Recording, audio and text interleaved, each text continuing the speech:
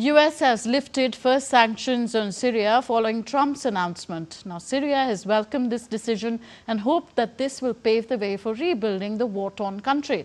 Our next report examines what the lifting of sanctions mean for Syria, as well as the history of such sanctions in the past and the road ahead. Syria on Saturday hailed Trump administration's decision to lift sanctions as Washington looks to open a new chapter in its relations with Damascus. Syrian Foreign Ministry in a statement said, and I quote, "The Syrian Arab Republic welcomes the decision from the American government to lift the sanctions imposed on Syria and its people for long years." The US Treasury Department said that the sanctions relief extends to Syria's new government with conditions that the country will not provide safe haven for terrorist organizations and ensure security for religious and ethnic minorities. US President Donald Trump surprised many with his announcement of the new policy on a Gulf tour earlier this month, during which he shook hands with Syria's jihadist turned interim president Ahmed al-Shara. Trump said he wanted to give the war-torn country's new rulers a chance at greatness after the removal of longtime ruler Bashar al-Assad in December. Likewise, in Syria, which has seen so much misery and death, there is a new government that will hopefully succeed in stabilizing the country and keeping peace. That's what we want to see in Syria.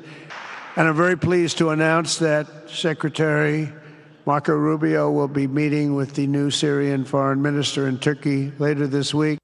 US Secretary of State Marco Rubio said the waiver would facilitate the provision of electricity, energy, water, and sanitation and enable a more effective humanitarian response across Syria.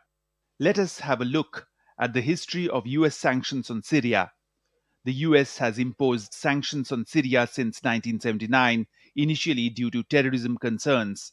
Sanctions expanded in 2004 under former President George W. Bush, citing Syria's occupation of Lebanon and alleged support for terrorism and weapons development. After Syria's conflict began in 2011, restrictions intensified, targeting the Assad government, financial transactions, oil imports, and more. In 2019, President Trump's Caesar Act extended sanctions to third-party entities to hinder reconstruction. In 2025, President Biden's Executive Order 14142 updated previous measures, maintaining sanctions on individuals threatening Syria's stability while removing references to Turkey. The US move to lift sanctions on Syria could play an important role in its reconstruction efforts. Bureau Report, DD India.